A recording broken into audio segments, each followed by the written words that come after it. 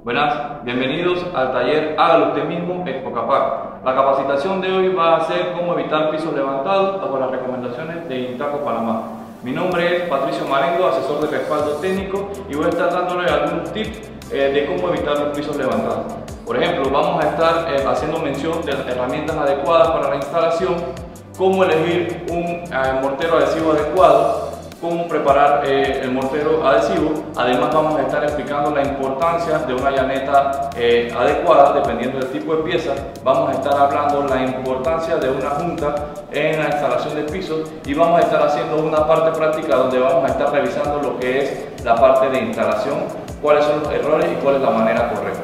Para iniciar, podemos entonces mencionar que para hacer una correcta instalación o evitar los pisos levantados, debemos primeramente tener lo que es el equipo de seguridad, guantes y gafas. También tenemos que tener, por ejemplo, un balaustre de punta redonda, como vemos en la imagen.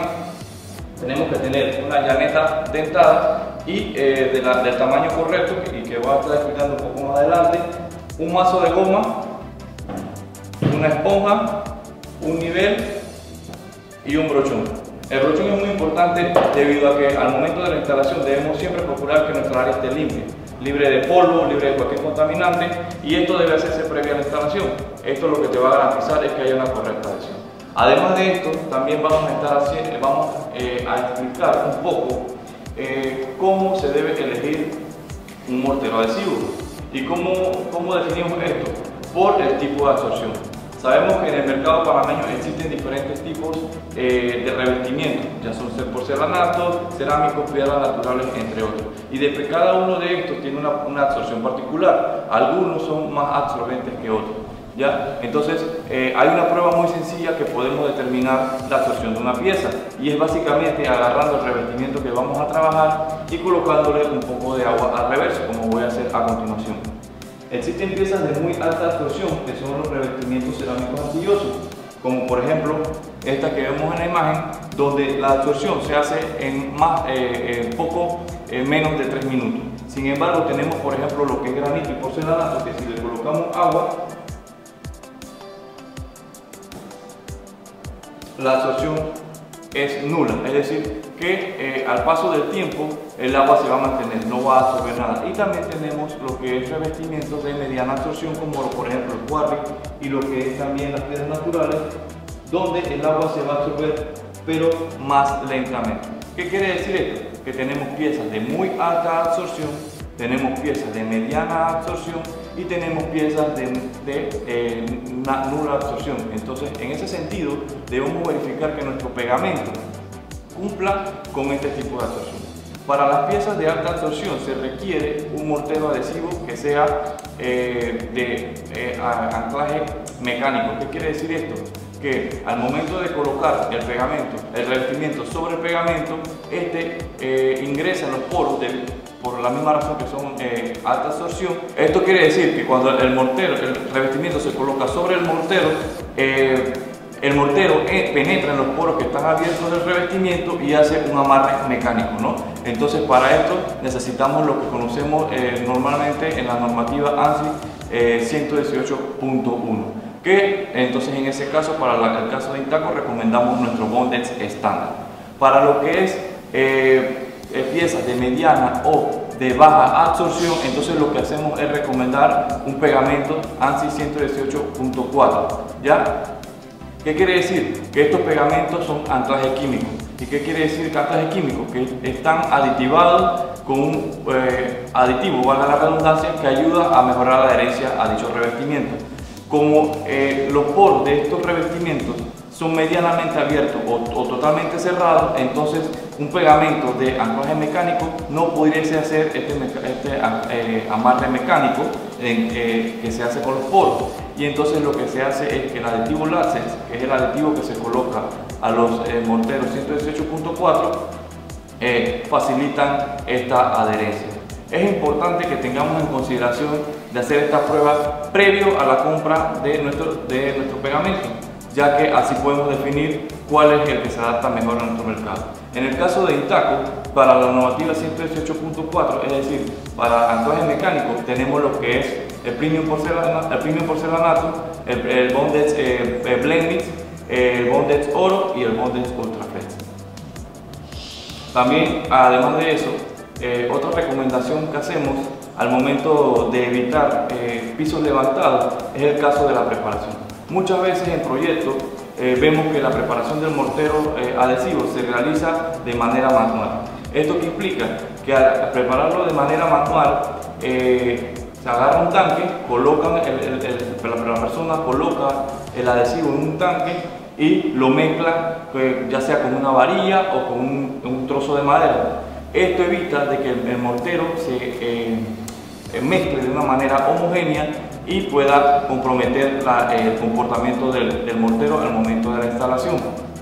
Otro problema que se da al prepararlo de manera manual es que al ser los morteros adhesivos muy cohesivos, lo que hacen entonces el personal al prepararlo de manera manual es colocarle más agua, y colocarle más agua también compromete las propiedades mecánicas del mortero. En ese sentido, entonces, lo que nosotros recomendamos es que cada mortero adhesivo se prepare de manera mecanizada con un mixer, como se puede ver en pantalla. A continuación, también quiero hablarles un poco sobre lo que es la importancia del tamaño de la herramienta al momento de la instalación. Como les comentaba, la importancia del tamaño de la llaneta dentada es primordial para el momento de la instalación. ¿Por qué? Debido a que dependiendo del tamaño del revestimiento, de ese mismo tamaño tiene que ir incrementando el tamaño de los dientes de la llana. Por ejemplo, en este ejemplo que tenemos aquí vemos tres tipos de llanas. Y podemos verificar entonces que para un revestimiento de 20 x 20 o 20 x 30, como es el caso, la llaneta dentada debe ser de 4 milímetros la altura del diente en ambas direcciones. En ese sentido, también tenemos entonces que para piezas de mayores de 30 x 30, es decir, de 30 x 30 hasta 60 x 60, el tamaño de la llaneta dentada debe estar entre 4, 6 o 10 milímetros. Para revestimientos que son de 60 x 60 superiores, la llaneta dentada debe tener un diente de 10 milímetros a 13 milímetros. ¿Por qué radica la importancia de esto? Es que debido a que en campo muchas veces lo que hacen los instaladores es fabricar su propia herramienta, y esto repercute o impacta directamente en otro punto, que es el rendimiento del producto. ¿Qué sucede? Muchas veces hacemos nuestros cálculos de materiales dependiendo del metraje y lo que nos dice el rendimiento de nuestra ficha técnica. Y al momento de utilizar una sola llaneta para los distintos revestimientos, esto implica que vas a utilizar más o menos mortero adhesivo que requieres para el revestimiento que estés utilizando. Entonces, por poner un ejemplo, muchas veces calculamos 5 bolsas para un determinado trabajo y decimos que por qué nos hace falta. Puede ser, una de las causas que puede ser es que estás utilizando más mortero para que se requiere para dicho revestimiento. Entonces, como le mencionaba, es muy importante que utilicemos la herramienta que vaya acorde al tamaño del revestimiento. Si utilizas una llaneta muy grande para un revestimiento muy pequeño, lo que vas a malgastar el producto. Y si utilizas un diente muy pequeño para un revestimiento muy grande, lo que vas a provocar es que no haya suficiente mortero por debajo de la pieza para garantizar la adhesión. Otro punto importante que tenemos que tener en consideración para evitar pisos levantados es que piezas muy grandes, es decir, mayores de 45 x 45, se recomienda el doble encolado. ¿Qué quiere decir doble encolado? Es colocar pegamento tanto en el sustrato y una capa fina al revestimiento.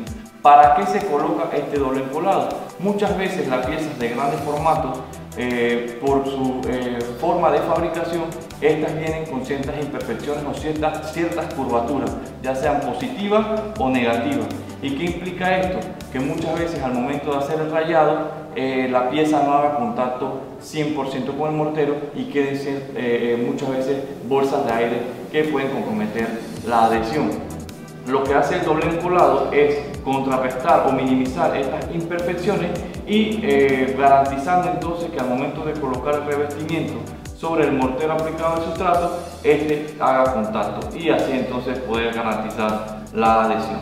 Otro punto importante que tenemos que tener al momento de hacer las instalaciones y evitar que tengamos pisos o paredes levantados es la limpieza de la pieza.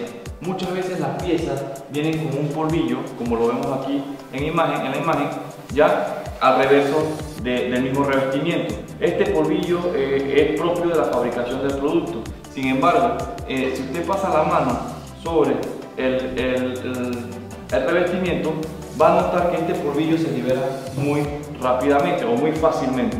Entonces, si colocamos la pieza sin retirar el polvillo previamente, lo que va a hacer es que el mortero se adhiera a este polvillo y no al revestimiento como tal. Al poco tiempo, esto va a provocar entonces que la pieza se desprenda, ¿no? Entonces muchas veces nos hacemos la pregunta de que no, que el revestimiento se salió y quedó limpio. Muchas veces la causa es el polvillo que creó una barrera entre el mortero adhesivo y el revestimiento. Otro punto importante a tener en consideración para evitar pisos levantados y que probablemente es la causa más común es la falta de juntas de dilatación. Las juntas de dilatación se deben colocar perimetralmente y en áreas mayores a 9 metros cuadrados se deben colocar una junta aproximadamente a 3 metros en ambas direcciones. Es decir, que al momento de la instalación, previa a la instalación, al momento de la instalación del topping, perimetralmente se debe colocar lo que normalmente llamamos un foam, y esto evita que al momento de las deflexiones de las losas, que en su mayoría son potenciadas, o en losas que están a contrapiso pero que tienen ciertas deflexiones por propias del terreno, este foam absorba este movimiento. Para poder explicar mejor cuál es la importancia de esta junta, les tengo esta pequeña maqueta donde vamos a ejemplificar o vamos a recrear qué sucede con un revestimiento cuando no se deja el foam perimetral, haciendo ver que estas son las paredes y esta parte que está acá del acrílico vendría siendo la losa. Al momento de que la losa tenga deflexiones normales de ella y no tenga un foam perimetral, lo que sucede es que el revestimiento tiende a levantarse, lo que llamamos normalmente como efecto casita. Esto es debido a que las paredes, al contraerse, comprimen el revestimiento. Al ser rígido y no tenga ni un material que absorba este movimiento, tienden a liberar la presión de esta manera. Esto se corrige muy fácil. Como les decía, básicamente lo que hay que hacer es reemplazar o colocar un foam perimetral a lo largo de toda la área que se está trabajando, ¿verdad? Como lo vamos a mostrar a continuación, ¿ya? Y verán el impacto positivo que tiene colocar este foam de una manera muy sencilla y práctica en los perímetros de todos nuestros ambientes. Vamos a hacer el mismo ejercicio donde hacemos el ejercicio de deflexión de losa, las paredes se contraen, pero el resultado va a ser totalmente diferente. Tenemos la losa deflectada y no hay revestimientos con el efecto casita. Es por eso que nosotros hacemos mucho hincapié en la importancia de la junta, la importancia de colocación de las juntas perimetrales y en zonas amplias la colocación de juntas intermedias, como lo comentaba anteriormente, cada 3 metros en ambas direcciones aproximadamente. ¿Ya? En ese sentido, tenemos esta maqueta donde amplificamos básicamente el ejercicio. Tenemos un revestimiento, tenemos un zócalo, y es importante aclarar que el foam debe venir desde el piso de concreto, es decir, desde la losa, pasa por el topping y llega a la altura del revestimiento, como lo vemos a continuación. ¿Ya? El foam llega a flush a la altura del revestimiento, no se debe cortar a la altura del topping. Eso tiene un porqué, porque lo que usted quiere aislar al colocar el foam es que todo el sistema, tanto el topping como el mortero adhesivo y el revestimiento, quede aislado de los esfuerzos que puedan estar sometidos en la estructura. Si usted corta el foam a la altura del topping, solamente está aislando el topping y el pegamento y el revestimiento quedan totalmente expuestos a estos esfuerzos. Entonces, recordemos que el foam perimetral siempre debe estar hasta la altura del revestimiento. Y muchos se preguntarán, pero entonces con ese foam el zócalo no queda muy grueso. Aquí tenemos el ejercicio donde el foam fue cubierto totalmente con un espesor de zócalo normalmente, con un espesor que vemos normalmente en obra. Entonces es importante recordar que el foam, nuevamente y lo repito, debe venir desde la losa de concreto, pasa por el topping, pasa por el pegamento y llega hasta la altura del revestimiento cerámico. A continuación vamos entonces a hablar sobre lo que es la importancia de la aumentación o el porcentaje de aumentación de la pieza, y vamos a estar también hablándole y explicando prácticamente cómo hacer la correcta instalación de los revestimientos cerámicos en cuanto al rayado, el movimiento perpendicular y los golpes con el mazo de hule. Vamos a estar entonces aplicando o realizando una instalación de la importancia de la aumentación en cuanto al revestimiento. Es importante que garanticemos que el revestimiento tenga un porcentaje de aumentación del 85% en interiores y del 95% en exteriores y piedras naturales. El compañero lo que va a hacer es una instalación correcta, donde vemos cómo se garantiza la aumentación de la pieza, y luego va a hacer una instalación como vemos en obra, donde simplemente se hace un rayado, se coloca la pieza, se golpea con el mazo de goma y entonces se deja la pieza instalada sin garantizar el porcentaje de aumentación.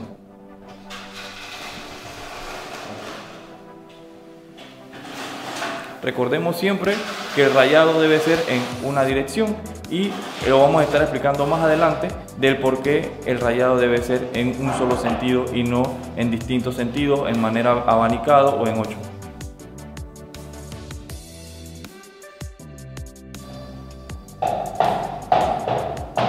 Esto es lo que vemos en obra.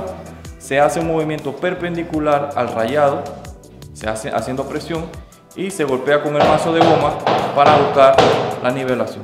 Como les decía mención un poco más temprano, era que el porcentaje de aumentación de una pieza en interiores debe ser del 85% y en exteriores y piedras naturales debe ser de 95%. Se ve en la imagen que el porcentaje de cobertura de esta pieza probablemente llega al 50%, sin cubrir el total de la pieza. Por otra parte, tenemos entonces una cobertura aproximada del 85% que nos pide la normativa en cuanto a las instalaciones de revestimientos interiores.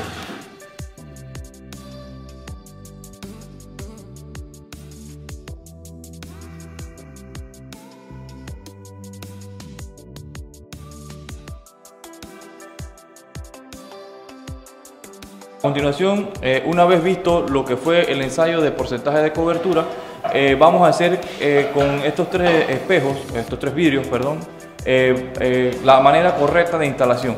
Muchas veces en proyectos lo que evidenciamos es que los instaladores hacen el rayado al sustrato, ya sea más que todo en paredes, colocan el mortero sobre la pared y una vez que tengan el rayado en la pared, entonces colocan de manera punteada pegamento sobre el revestimiento.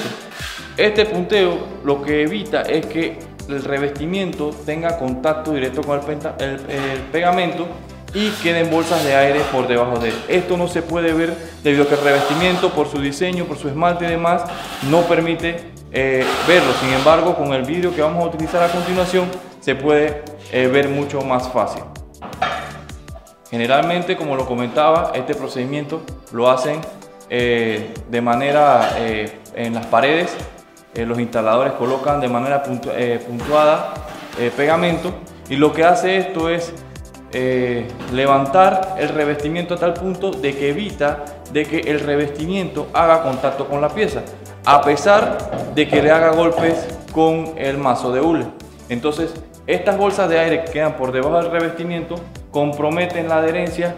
Los revestimientos al paso de la fragua del mortero comienzan a sonar bofos, ¿no? Entonces muchas veces es un tema de instalación de mano de obra. En el siguiente caso vamos a hacer un rayado abanicado, que es lo que vemos normalmente en pisos, es decir, un patrón de rayado con la llaneta dentada no uniforme. Este rayado no uniforme lo que hace también es acumular aire por debajo de la pieza, y este aire al tiempo de la instalación provoca bofos, piezas flojas o inclusive desprendimiento.